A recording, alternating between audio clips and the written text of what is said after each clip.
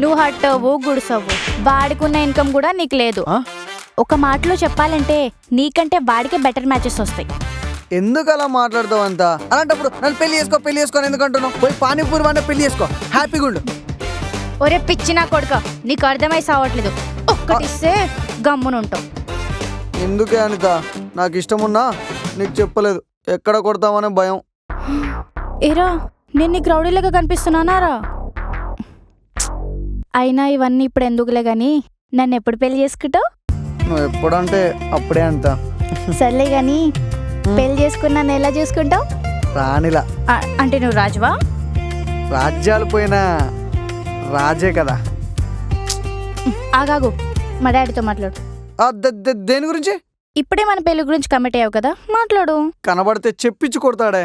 ఫోన్లో ఎట్లా కనిపిస్తావురా? అమ్మా తల్లి, ఏ ముహూర్తాన నాకు పరిచయం అయ్యో గాని అప్పటి నుంచి నా లైఫ్ సంకనకపోయిందే.